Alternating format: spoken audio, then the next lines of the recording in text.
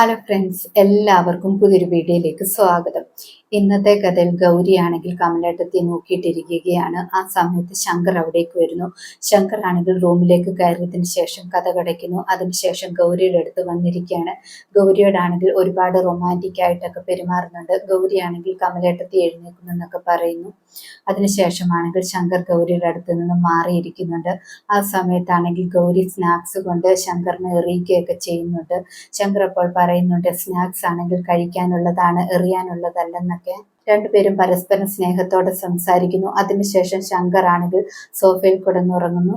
പിന്നീട് കാണിക്കുന്നത് ആരതിയാണ്. ആരതിയാണെങ്കിൽ ആരതിയുടെ doctor phone ചെയ്യുന്നു. ഡോക്ടർ ഫോൺ ചെയ്തിട്ട് സംസാരിക്കുകയാണ്. ആ സമയത്ത് വേണി അവിടേക്ക് വരുന്നുണ്ട്. വേണിയെ കാണുന്നതും ആരതിയാണെങ്കിൽ കൂട്ടുകാരിയാണെന്ന് പറഞ്ഞിട്ട് ഫോൺ കട്ട് ചെയ്യുന്നു. ആരതിയാണെങ്കിൽ കള്ളം പറഞ്ഞതാണെന്ന് വേണിക്ക് മനസ്സിലാകുന്നുണ്ട്. വേണി അപ്പോൾ പറയുന്നുണ്ട്, നിന്റെ കൂട്ടുകാരിയൊന്നുമല്ല വിളിച്ചത്, എനിക്ക് മനസ്സിലായി ആരാണ് വിളിച്ചതെന്ന്. ഡോക്ടറല്ലേ എന്നൊക്കെ ചോദിക്കുന്നു. ആരതി അപ്പോൾ സമ്മതിക്കുകയാണ്. വേണി അപ്പോൾ പറയുന്നുണ്ട്, നിന്റെ വിവാഹമാണെങ്കിൽ ആ ഡോക്ടറുമായിട്ട് നടത്താനാണ് എല്ലാവരും തീരുമാനിച്ചിരിക്കുന്നത്, എല്ലാവർക്കും സന്തോഷമാണെന്നൊക്കെ പറയുന്നു. അത് കേൾക്കുമ്പോൾ ആരതിക്കും ഒരുപാട് സന്തോഷമാകുന്നു. വേണി അപ്പോൾ പറയുന്നുണ്ട്, ഞാൻ ഇങ്ങനെ പറഞ്ഞത് കൊണ്ട് എനിക്ക് എന്ത് സമ്മാനമാണ് തരാൻ പോകുന്നതെന്ന്. ആരതി അപ്പോൾ പറയുന്നുണ്ട്, വേണി ചേച്ചി എന്ത് ചോദിച്ചാലും ചെയ്തു തരാമെന്നൊക്കെ. വേണി അപ്പോൾ പറയുന്നുണ്ട്, നാളെ എൻ്റെ ഏട്ടൻ്റെ പിറന്നാളാണ്, ഞാൻ വീട്ടിൽ പോകും, എന്നെ നല്ല അടിപൊളിയായിട്ട് മേക്കപ്പ് ചെയ്ത് വിടണമെന്നൊക്കെ പറയുന്നു. ആരതിയാണെങ്കിൽ അത് ഞാൻ ഏറ്റെന്നൊക്കെ പറയുന്നു. പിന്നീട് കാണിക്കുന്നത് ആദർശാണെങ്കിൽ അച്ഛനോടും അമ്മയോടും മുത്തശ്ശിയോടുമായിട്ട് പറയുന്നുണ്ട്, നാളെയാണെങ്കിൽ ശങ്കറിന്റെ പിറന്നാളാണ്, അതുകൊണ്ട് ഞാനും വേണി ചാരങ്ങാട്ട് പോകാൻ തീരുമാനിച്ചിട്ടുണ്ടെന്നൊക്കെ പറയുന്നു.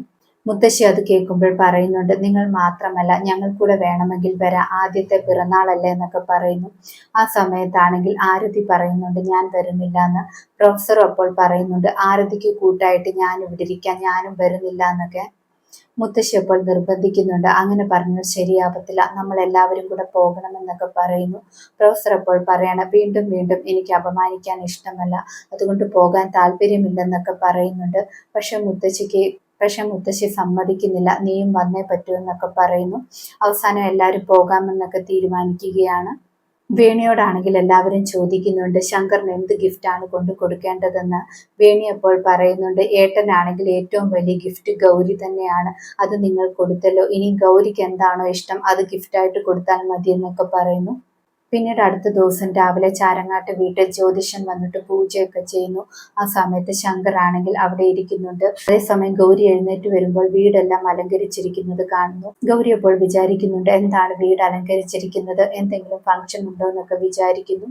ആ സമയത്താണെങ്കിൽ താഴോട്ട് നോക്കുമ്പോൾ ശങ്കർ ആണെങ്കിൽ ജ്യോതിഷന്റെ അടുത്ത് പൂജയിൽ ഇരിക്കുന്നത് കാണുന്നു. എന്താണെന്നൊക്കെ ആംഗ്യത്തിൽ ചോദിക്കുന്നുണ്ട്. പക്ഷെ ശങ്കർ ഒന്നും പറയുന്നില്ല. ആ സമയത്ത് രാധാമണിയാണെങ്കിൽ ഗൗരിയുടെ അടുത്തേക്ക് വന്നിട്ട് ചോദിക്കുകയാണ്, നീ ഇത്രയും നേരമായിട്ടും ഒന്ന് കുളിച്ച് റെഡി ആയിട്ടില്ല, ഇന്നത്തെ ദിവസത്തിന്റെ പ്രത്യേകതയെല്ലാം മറന്നുപോയോ എന്നൊക്കെ ചോദിക്കുന്നു. ഗൗരി അപ്പോൾ എന്താണ് പ്രത്യേകത എന്ന് ചോദിക്കുകയാണ്. രാധാമണി അപ്പോൾ കുറ്റപ്പെടുത്തുകയാണ്, സ്വന്തം ഭർത്താവിന്റെ പിറന്നാൾ പോലും നിനക്കറിയില്ല എന്നൊക്കെ ചോദിച്ചിട്ട്. അപ്പോഴാണ് ഗൗരി അറിയുന്നത് ഇന്ന് ശങ്കറിന്റെ പിറന്നാളായിരുന്നോ എന്ന്. ശങ്കർ ആണെങ്കിൽ ഇതെല്ലാം കേൾക്കുന്നുണ്ടായിരുന്നു. ശങ്കറിനെ ആണെങ്കിൽ ഗൗരി മുകളിൽ നിന്ന് നോക്കുന്നു. ഇതോടെ ഇന്നത്തെ കഥ അവസാനിക്കുന്നു. പുതിയൊരു കഥയുമായി വീണ്ടും കാണാം. താങ്ക്